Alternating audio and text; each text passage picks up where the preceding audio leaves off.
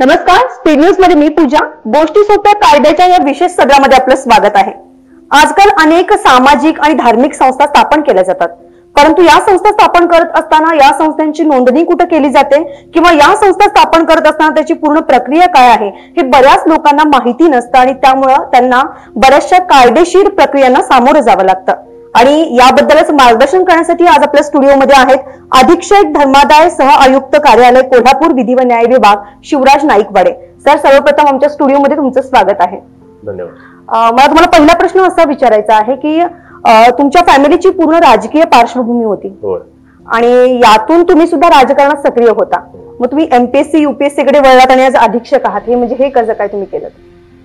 राजकीय पार्श्वभूमी होती त्या पद्धतीने मी काम करत होतो त्यांच्या बरोबर, आई वडिलांबरोबर दोघांच एकाच वेळी दोघंही महापौर उपमहापौर म्हणून निवडून आले होते. जेव्हा भागातली कामं करत असताना काही अधिकाऱ्यांसमोर काही परवानगीसाठी आपल्या फाईल सहीसाठी जात असतात, पण काही अधिकारी असे होते की त्यांना लोकांच्या ह्याचं देणं घेणं काही नसायचं आणि मग लोकांना जो त्रास व्हायचा ते बघून माझ्या वडिलांनी असं म्हटलं की जर तिथं बसलेल्या माणसाला जर ह्या लोकांच्या त्रासाची जाणीव असती तर लोकांना एवढा त्रास सहन करावा लागला नसता आणि पाण्यासाठी किंवा गटर रस्त्यासाठी किरकोळ सह्यांसाठी मोठी मोठी कामं थांबत होती. तर तुमच्यासारखी जाणीव असलेली माणसं तिथे गेली तर ही कामं होतील. तेव्हा मग मी विचार करायला सुरू केले की ही लोक एमपीएससी म्हणजे काय करतात, कशी जातात, आणि तिथून मग हा माझा प्रवास स्पर्धा परीक्षेच्या दिशेने सुरू झाला. म्हणजे तुमच्या वडिलांनी बोललेल्या एका शब्दावरती तुम्ही विचार केलात आणि त्यानंतर तुम्ही एमपीएससी यूपीएससी दिले. सर, साधारणतः कितव्या वर्षी तुम्ही एमपीएससी क्रॅक केले? मी 2009 पासून जॉईन आहे शासकीय सेवेमध्ये. त्याच्या आधी जवळजवळ 6 वर्ष मी वेगवेगळ्या परीक्षा देत होतो. राज्यसेवा, युपीएससी पण मी क्रॅक केली होती आणि पीएसआय म्हणून 2 वेळा सिलेक्शन झालं होतं. वेगवेगळ्या खात्यामध्ये पण सिलेक्शन झालं होतं. पण जास्त प्रमाणात, व्यापक प्रमाणात लोकांमध्ये जर मिसळायचं असेल तर कुठलं खातं योग्य, म्हणून मग मी धर्मादाय आयुक्त कार्यालयामध्ये जेव्हा सिलेक्शन झालं तेव्हा जॉईन करायचा निर्णय घेतला. म्हणजे घरातून राजकीय पार्श्वभूमी, त्यात समाजकार्याची आवड आणि त्यातून अनेक परीक्षा एमपीएससीच्या माध्यमातून पास होऊन सुद्धा धर्मादाय सह आयुक्त कार्यालयात अधीक्षक ही पोस्ट यांनी निवडलेली आहे. त्यानंतर सर, तुम्ही एमपीएससी यूपीएससी चे क्लासेस सुद्धा घेता, तर याबद्दल विद्यार्थ्यांना काय तुम्ही मार्गदर्शन करू इच्छिता? अभ्यासात सातत्य हे सगळ्यात महत्वाचं आहे. कारण एमपीएससी मध्ये ह्या वर्षी जर 100 मुलं आली तर ती पुढच्या परीक्षेपर्यंत त्यातली 80 मुलं असतात जी त्या प्रवाहातून बाजूला गेलेली असतात. म्हणजे जे कॉम्पिटिशन आहे ते 20% मुलांमध्येच राहतं. आपण त्या 20% मध्ये कसं टिकून राहायचं हे प्रत्येकानं ठरवलं पाहिजे. कुणीतरी मला सांगितलं, मला आई वडिलांनी पाठवलंय, मित्रांनी पाठवलंय किंवा बाकीचे काय म्हणतील म्हणून मी जातोय, अशा पद्धतीनं एमपीएससी करायचं असेल तर तिथं काही अर्थ नाही. तुम्हाला स्वतःहून जेव्हा काही करायची इच्छा होते त्यावेळी तुम्ही त्या क्षेत्रामध्ये जर पदार्पण केलं तर तुम्ही त्यामध्ये टिकून राहू शकता. आणि ज्या पद्धतीनं जो वॉर्मअप करत असतो खेळाडू आणि तो पळत मैदानात येतो आणि मग त्याचा वेग इतर खेळाडूंपेक्षा जास्त होतो, त्या पद्धतीने तुम्ही अभ्यासात सातत्य ठेवलं तर फक्त परीक्षा आल्यावर अभ्यास करणारे आणि तुम्ही सातत्यानं अभ्यास करणारे ह्याच्यामध्ये फरक राहतो आणि तुम्ही त्यामध्ये रेसमध्ये जिंकून जाता. काहीशे जागामध्ये काही लाख विद्यार्थी प्रयत्न करत असतात, त्यामुळे आपण जे करायचे हे पूर्ण प्रयत्न नियोजनपूर्वक केले पाहिजेत, हे त्यात महत्वाचं आहे. आणि सातत्य अभ्यासात राहणं हे खूप महत्वाचं आहे. नक्कीच एमपीएससी यूपीएससी मध्ये जर आपल्याला कोणती पोस्ट मिळवायची असेल तर अभ्यासात सातत्य राखणे ही गोष्ट खूप महत्वाची आहे. त्यानंतर सर, आता आपण बोलूयात, तुम्ही अधीक्षक आहात धर्मादाय सहयुक्त कार्यालयामध्ये, तर यामध्ये एखादी संस्था स्थापन करताना त्याची नोंदणी करावी लागते, तर त्याची पूर्ण प्रक्रिया काय आहे आणि त्यासोबतच विश्वस्ताच्या जबाबदाऱ्या काय आहेत?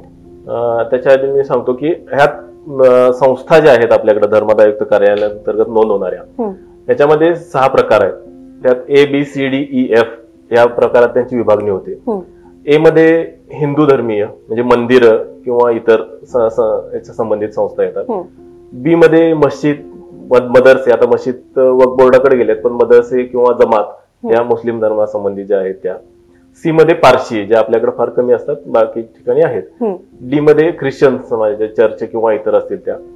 ई मध्ये ह्या ट्रस्ट डीड असतात, ज्या काही प्रॉपर्टीवर तयार केलेल्या असतात किंवा काही वैयक्तिक हेतून शैक्षणिक असू दे किंवा काय, पण वैयक्तिक स्वतःच्या प्रेरित होऊन केलेले असतात, स्वतःच्या रकमेवर किंवा काही मालमत्तेवर जे डीड केलेले असतात ते ई सेक्शन खाली येतात. आणि एफ मध्ये प्युअर एनजीओ ज्याला म्हटलं जातं, त्याच्यामध्ये गणेश मंडळांपासून शैक्षणिक विद्यापीठांपर्यंत जवळजवळ सगळ्या संस्थांचा समावेश होतो. आपल्या कोल्हापूर जिल्ह्यापुरतं बघायचं जरी झालं तरी कोल्हापुरात सुमारे 45,000 पेक्षा जास्त संस्था नोंदणीकृत झालेल्या या सगळ्या सेक्शन मध्ये आहेत. सगळ्यात जास्त आहेत ह्या एफ सेक्शन मध्ये झालेल्या आहेत. एफ सेक्शन मध्ये ज्या संस्था नोंद होतात त्या सर्वप्रथम सोसायटी रजिस्ट्रेशन ऍक्ट 1860 संस्था नोंदणी कायदा ज्याला म्हटलं जातं त्या कायद्याअंतर्गत नोंद होतात. परंतु धर्मादायुक्त कार्यालयाकडे फक्त त्याची नोंदणीचे अधिकार आहेत, त्याच्यावरच ऑडिट किंवा त्याचं रेग्युलेशन याविषयी अधिकार नाही. त्यामुळे आपण कंपल्सरी एफ सेक्शन खाली त्याचा ट्रस्ट करून घेतो आणि तो ट्रस्ट कायद्याअंतर्गत आपण त्याच्यावर कंट्रोल ठेवतो. जे ऑडिट असेल, इलेक्शन असतील किंवा आणखी काय चौकशी असेल काय असेल त्या अंतर्गत हे त्याचे विभाग पडतात. विश्वस्तांची जबाबदारी इतकी आहे की त्यांनी प्रतिवर्षी आपण बांधील आहे हे लक्षात घेऊन दरवर्षी आपले हिशोब हे मार्च मध्ये पूर्ण केले पाहिजेत. मार्च पासून सप्टेंबर पर्यंत त्यांना 6 महिन्याची वेळ असते. 6 महिन्यात ते कार्यालयात सादर केले पाहिजेत. त्यांच्या घटनेप्रमाणे 1 वर्ष, 3 वर्ष, 5 वर्ष काय मुदत आहे त्या मुदतीप्रमाणे त्यांचे झाले होणारे बदल, जरी बदल झाले नसले तरी मुदत संपणार असते. त्यामुळे मुदत संपल्यानंतर तेच जरी मंडळ कार्यरत असलं तरी त्याची पण आपल्याला रिपोर्ट केला पाहिजे. त्याला चेंज रिपोर्ट, बदल अर्ज म्हणतात. त्या माध्यमातून आपल्याला कळवणं आवश्यक आहे. एक आवश्यक का आहे तर ह्याच्या आधी आपल्याकडं जर बदल अर्ज आणि लेखापरीक्षण अहवाल दाखल नसतील तर फार मोठी कारवाईचे तरतूद नव्हती. पण आता संस्था रद्द करण्याची सुद्धा आपल्याला 2016च्या दुरुस्तीनुसार अधिकार आलेले आहेत. त्यामुळं संस्था हे रद्द होऊ शकते. 5 वर्षापेक्षा जास्त जर लेखापरीक्षण अहवाल दाखल नसतील, ऑडिट नसेल किंवा बदल अर्ज नसतील तर संस्था रद्द होऊ शकते. या कायद्याअंतर्गत झालेल्या दुरुस्तीनुसार आपण 10,000 पेक्षा जास्त संस्थांचं डिरजिस्ट्रेशन आतापर्यंत केलेलं आहे कारवाई म्हणून. म्हणजे ज्या संस्था नियमांच्या चौकटीत बसत नाहीत त्या संस्था सरळ रद्द करून टाकल्या जातात. मग सर मला सांगा, ज्या संस्थांनी रजिस्ट्रेशनच केलेलं नाहीये अशा संस्थांसाठी काय म्हणजे कोणती दंडात्मक कारवाई आहे? फार मोठी समस्या आहे ही. नोंदणीकृत ज्या संस्था असतात त्याचबरोबर आणखी बरेच हायकोर्टानं किंवा सुप्रीम कोर्टानं दिलेल्या निकालानुसार बेकायदेशीर ठरणाऱ्या संस्था आहेत ज्याच्यामध्ये भ्रष्टाचार निर्मूलन किंवा अन्य शासकीय कामाविषयीचे शब्द वापरलेले असतात, मानवाधिकार असेल किंवा अन्य काही, या सगळ्या शब्दाला वापरावर पूर्णतः बंदी आहे. ज्या संस्था मानवाधिकार किंवा भ्रष्टाचार निर्मूलन या अंतर्गत आपला लोगो लावून फिरत असतात किंवा हे करतात ह्या कुठेही नोंद असण्याची शक्यता फार कमी आहे. कारण हायकोर्टाचे आणि सुप्रीम कोर्टाचे सायटेशन त्या पद्धतीनं आहेत. त्यामुळे ह्या संस्थांविषयी खात्री केल्याशिवाय कोणीही त्यांच्या कोणत्याही कागदपत्राला बळी पडू नये. त्यांची नोंदणी आहे का, कुठं नोंदणी आहे हे सगळं बघितलं पाहिजे. आणि ते अनोंदणीकृत नाव आहे म्हणून आपण डायरेक्ट कारवाई करू शकत नाही. पण अनोंदणीकृत असताना त्यांनी काही ऍक्टिव्हिटीज केल्या तर त्या निदर्शनास आणून द्याव्यात, आम्ही त्याच्यावर कारवाई करू शकतो. म्हणजे जर एखादी संस्था नोंदणीकृत नसेल आणि तिचं काम लिगली चालू असेल तरी सुद्धा त्यावर कारवाई तुम्ही करत नाही? करू शकतो, करू शकता. हा, त्यानंतरचा प्रश्न सर माझा असा आहे, एखाद्या विश्वस्त संस्थेमध्ये जर मनमानी कारभार चालत असेल, म्हणजे आता तुम्ही बोलल्याप्रमाणे ऑडिट जर पैशाचा हिशोब ते देत नसतील किंवा मनमानी कारभार चालू असेल तर त्यावरती कशा प्रकारची दंडात्मक कारवाई होऊ शकते? वेगवेगळ्या तरतुदी आहेत. 41 पासून 41 F पर्यंत म्हणजे फ पर्यंत वेगवेगळ्या तरतुदी त्यामध्ये आहेत. 41 अ मध्ये त्यांना निर्बंध काम करण्यासाठी निर्बंध घातले जाऊ शकतात बेकायदेशीर जर काय काम करत असतील तर. त्याचबरोबर 41 ड मध्ये त्यांना काढून टाकायची आणि त्याच्यावर प्रशासक नेमायची सुद्धा तरतूद केली जाऊ शकते. 41 E अंतर्गत त्यांनी काही संस्थेला आर्थिक नुकसान होईल अशी जर कारवाई केली, काम केलं असेल तर त्यावर त्यांच्यावर कारवाई होऊ शकते. आणि अशी वेगवेगळे उदाहरणं आहेत, बरीच उदाहरणं बघता येतील. आपल्याकडे अशी कारवाई सातत्यानं होत असते. बरं, एखादी जी संस्था आहे त्या संस्थेमध्ये त्या संस्थेचा जर स्थापनेचा उद्देश पूर्ण झाला असेल तर त्याच्या वल्गीकरणाची प्रक्रिया कशी आहे? जर संस्थेचा उद्देश ठराविक असेल, एखादी पुतळा समिती असेल किंवा एखादा महोत्सव असेल किंवा या संदर्भातली समिती तयार केली असेल तर त्या समितीचा उद्देश पूर्ण झाल्यावर त्याच उद्देशाच्या समान उद्देशाच्या दुसऱ्या संस्थेला उर्वरित रक्कम देणगी देऊन किंवा त्यांची मालमत्ता दुसऱ्या संस्थेला हस्तांतरित करून सुद्धा ही संस्था अनोंदणीकृत करता येते. किंवा संस्थेचे उद्देश पूर्ण झाल्यात म्हणून संस्थेच्या विश्वस्तांनी जर ती पूर्ण विसर्जन करण्याचं निश्चित केलं तर तशी तरतूद त्यामध्ये आता असेल. नोंदणी करत असताना सर यामध्ये तुम्ही त्यांना काही ठराविक कालावधी घालून देता का? संस्था चालवण्यासाठी 5 वर्षाचा कालावधी, 10 वर्षाचा, अशा पद्धतीने? जी घटना तयार केलेली असते त्यांनी ती स्वतः तयार केलेली असते. त्यांच्या नियोजनानुसार जे वार्षिक बदल होणारे पण काही संस्था आहेत, द्विवार्षिक आहेत, त्रैवार्षिक आहेत, अशा पंचवार्षिक सुद्धा आहेत.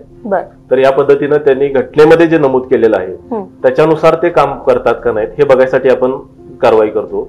आपण त्याच्यावर कुठली बंधनं घालत नाही, पण त्यांनी जे नियम केलेले आहेत, म्हणजे त्यांनी जी घटना केलेली आहे ती घटनेचा भंग होऊ नये ही जबाबदारी त्यांची आहे. आणि झाली घटनाभंग झाला तर आपण त्याच्यावर कारवाई करू.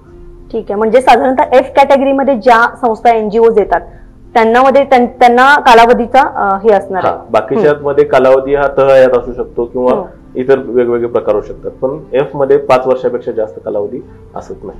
बरं सर, ट्रस्ट आणि सोसायटी या दोन्ही मधला फरक काय आहे?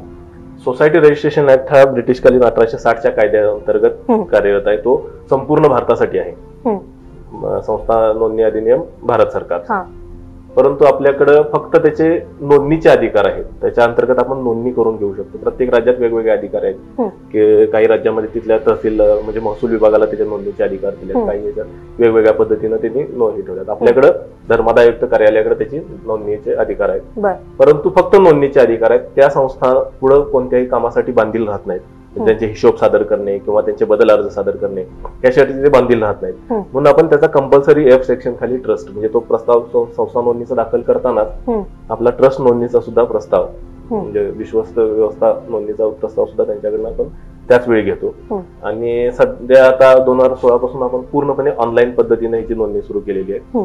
त्यामुळे संस्था नोंदणी ही 100% कोल्हापूर विभागामध्ये ऑनलाईन आहे. महाराष्ट्रात प्रस्ताव म्हणजे प्रयत्न सुरू आहेत पण सगळीकडे यशस्वी झालेले नाही. पण आपल्या कोल्हापूर विभागांतर्गत कोल्हापूर, सांगली, रत्नागिरी आणि सिंधुदुर्ग ह्या 4 जिल्ह्यामध्ये हे ऑनलाईन रजिस्ट्रेशन आहे. आणि आपली वेबसाईट आहे charitymaharashtra.gov.in. या वेबसाईटवर याबद्दल सगळी माहिती मिळते. जेव्हा आपण वेबसाईट ओपन कराल त्यावेळी प्रणाली मार्गदर्शन म्हणून एक हे दिसेल.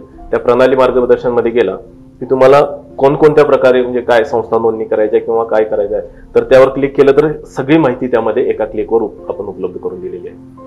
सर, तुम्ही सुरुवातीला वाक्य बोललात की गणेश मंडळाचं वगैरे जे आहे त्याचं सुद्धा नोंदणी केली जाते. मग ही तात्पुरती नोंदणीमध्ये येते.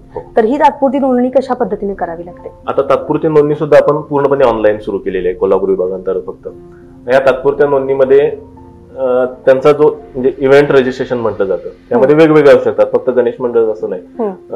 शिवजयंती, आंबेडकर जयंतीपासून नवरात्रोत्सव, गणेशोत्सव, ते कुठली शताब्दी महोत्सव असेल, एखाद्या शाळेचे सुवर्ण महोत्सव असेल किंवा एखाद्या व्यक्तीचा एकाहत्तरी वगैरे असेल त्यासाठी स्थापन केलेल्या समित्या असतील तर ह्याचं कुठेतरी नोंद राहावी, ऑडिट राहावं, हिशोब राहावा या दृष्टीनं त्यामध्ये वर्गणी गोळा करण्यासाठी परवानगी म्हणून 41 क अंतर्गत आपल्याकडे ती नोंदणीकृत होते. आणि ती वर्गणी गोळा करायची त्यांची त्या इव्हेंट पर्यंत म्हणजे तो इव्हेंट समजा गणपती उत्सव 10 दिवसाचा आहे तर ज्या दिवशी संपणार आहे तिथपर्यंतची परवानगी असते. किंवा ते शताब्दी महोत्सव आहे तर ते वर्ष शताब्दीचं जे आहे त्या कालावधीसाठी त्याला तो आपण कालावधी निश्चित करून देतो. त्या कालावधीनंतर 2 महिन्याच्या आत त्यांनी तो हिशोब सादर करणं आवश्यक आहे. ज्या पद्धतीने आपण पूरग्रस्त सहायता समिती किंवा कोविडच्या काळामध्ये आपत्ती व्यवस्थापन समिती वेगवेगळ्या झाल्या तर ते ह्या अंतर्गत सगळ्या नोंदणी झालेल्या होत्या. जेव्हा त्यांचा कालावधी संपतो म्हणजे कार्य संपतं, इव्हेंट ते संपतो की 2 महिन्याच्या आत तुम्हाला हिशोब सादर करणं हे आवश्यक आहे. कोणत्याही संस्थेची नोंदणी आहे की नाही हे बघितल्याशिवाय कोणत्याही संस्थेला दान स्वरूपात काहीही देऊ नये, कारण बऱ्याचदा यातून लोकांची फसवणूक होण्याची शक्यता असते. त्या माध्यमातून शिवराज नाईकवाडे सरांनी आपल्याला खूप छान मार्गदर्शन केलेलं आहे. सर, तुम्ही आणखीन काही सांगू इच्छिता का लोकांना? मग आता आपण विषय काढला की आपली पूर परिस्थिती होती किंवा कोविडची परिस्थिती होती. एक इमोशनल डोनेशन हा प्रकार असतो की मागणी केली की माणसं नाही म्हणत नाहीत आणि ह्याचा फायदा घेणाऱ्या काही संस्था असतात ज्या नोंदणीकृत असतीलच असं सांगता येत नाही. आणि हे दान देणाऱ्यांनी विचार केला पाहिजे की दान पडावं हे सत्पात्री, आपण योग्य ठिकाणी दान देतोय का नाही, तर आपलं त्याचा योग्य वापर होणार आहे का नाही याची खात्री केल्याशिवाय कोणी हे करू नये का. कोणाला मदत करण्याविषयी इमोशनल तुम्हाला हे केलं तर लगेच खात्री केल्याशिवाय कोणी त्यामध्ये पुढे जाऊ नका. कारण अशा बऱ्याच संस्था आहेत की खूप चांगल्या पद्धतीनं काम करत आहेत की आपण स्वतःहून जाऊन त्यांना काही मदत द्यावी अशी वाटते, पण त्याचा फायदा घेऊन बऱ्याच ठिकाणी फसवणाऱ्या संस्था पण बऱ्याच असतात ज्या नोंदणीकृत असत नाहीत परंतु त्यांची जाहिरातबाजी खूप असते. मग अशी जसं सांगितलं की काही नावं वापरता येत नाहीत तसंच ह्या प्रकारच्या पण ह्या संस्था असतात की ज्या कायदेशीर नसतात परंतु लोकांच्या इमोशनल डोनेशनचा फायदा घेऊन हे पैसे गोळा करणाऱ्या मोठ्या प्रमाणात संस्था कार्यरत असतात आणि त्या ठराविक काळात कुठेतरी येतात आणि नंतर कुणालाही त्या दिसून येत नाहीत. तर आपण स्वतः जागरूक राहिलं पाहिजे. जसं पोलीस प्रत्येक ठिकाणी जाऊन लक्ष ठेवू शकत नाही, तिथं सोशल पोलिसिंगची जी आवश्यकता आहे तशीच इथं पण आवश्यकता आहे की तुम्ही स्वतः जागरूक राहणं आवश्यक आहे. आणि प्रत्येक ठिकाणी आपण येऊन कारवाई करू शकत नाही, पण तुम्ही स्वतः जागरूक असला आणि तुमच्याकडून काही तक्रार आली तर आपण जरूर त्यासाठी कारवाई करू शकतो. सरांनी ग्राहकांनी कसं जागरूक राहिलं पाहिजे, आज 15 मार्चच्या निमित्तानं हेही आपल्याला सांगितलंय. बऱ्याचशा संस्था अशा असतात ज्यांच्याकडून आपली फसवणूक होण्याची शक्यता असते आणि त्यामुळे सरांनी असं आपल्याला आवाहन केले की दान देत असताना नेहमी त्या संस्थांची नोंदणी रजिस्ट्रेशन आहे का हे बघणं खूप गरजेचं आहे. याबरोबरच जे नवीन संस्था सामाजिक धार्मिक संस्था स्थापन करतात त्या सगळ्यांनी नोंदणी करणं आवश्यक आहे. हे आज आपण गोष्टी सोप्या कायद्याच्या या सदरातून शिकलेलो आहोत. तर सर, आमचं संपूर्ण स्पीड न्यूजची टीम आपली खूप आभारी आहे. तुम्ही आम्हाला खूप छान. आपल्याकडे एक महत्वाचं हे असतं की आपल्याकडे धर्मादाय रुग्णालय हा एक महत्वाचा विभाग आहे ज्याच्यामध्ये मोठी मोठी ट्रस्ट मार्फत चालवली जाणारी रुग्णालयांचा समावेश होतो. ह्याची पण यादी आपल्याला वेबसाईटवर महाराष्ट्राची पूर्ण यादी बघायला मिळेल प्रत्येक जिल्ह्यानुसार. तर त्यामध्ये जे पिवळ्या रेशन कार्ड थोडक्यात आपण म्हणू कमी उत्पन्न गट, तर कमी उत्पन्न गटातील लोकांसाठी पूर्णपणे मोफत याच्यात, आणि जे केशरी रेशन कार्ड धारक आहेत किंवा 1,85,000च्या आत उत्पन्न आहे त्यांच्यासाठी 50% सवलतीच्या दरात उपचार उपलब्ध असतात. त्यामुळं आपण धर्मादाय रुग्णालयात गेल्यावर तिथं काउंटरच्या जवळच आपल्याला हे बघायला मिळेल. ही योजना जी महाराष्ट्र आपल्या मुंबई उच्च न्यायालयाच्या आदेशानं लागू केलेली आहे पूर्ण महाराष्ट्रात, तर ह्या योजनेचे फलक तिथे लावलेले असतात आणि त्यावर ह्याची संपूर्ण माहिती घेऊन आपण ह्या रुग्णालयातून चांगल्या प्रकारे उपचार घेऊ शकतो. सर, म्हणजे या रुग्णालयात नेमके कशा पद्धतीचे उपचार घेतले? ज्या रुग्णालयात जे उपलब्ध असतील ते सर्व प्रकारचे उपचार, हार्टचा पेशंट असेल त्यांच्याकडे जर ते उपलब्ध आहेत त्या धर्मादाय रुग्णालयामध्ये तर हे उपचार उपलब्ध आहेत तर त्यांना संपूर्णपणे त्याला मोफत उपचार द्यावेच लागतात. कोल्हापुरामध्ये असं धर्मादाय रुग्णालय कोणतं आहे? बरेच आहेत. आपलं डी.वाय. पाटील रुग्णालय आहे, सिद्धगिरी कनेरी मठ रुग्णालय आहे, कोडोलीचं यशवंत रुग्णालय आहे, महागावचं गजानन महाराज रुग्णालय आहे. कोल्हापुरात एकूण 19 रुग्णालय, मध्ये दत्त कारखान्याचं रुग्णालय, आपलं लायन्स आय हॉस्पिटल आहे, कुरुंदवाड लायन्स आय हॉस्पिटल आहे. या पद्धतीने 19 रुग्णालय कोल्हापुरात, कोडोली वैद्यकीय आहे, असे 19 रुग्णालय कोल्हापुरात ट्रस्ट मार्फत चालवली जातात. नक्कीच या रुग्णालयामार्फत गोरगरिबांना बराचसा फायदा होत असेल. सर, आमच्या स्पीड न्यूजच्या तुम्ही स्टुडिओमध्ये आलात, खूप छान माहिती तुम्ही आम्हाला दिली, त्याबद्दल संपूर्ण स्पीड न्यूजची टीम तुमची आभारी आहे. Thank you so much.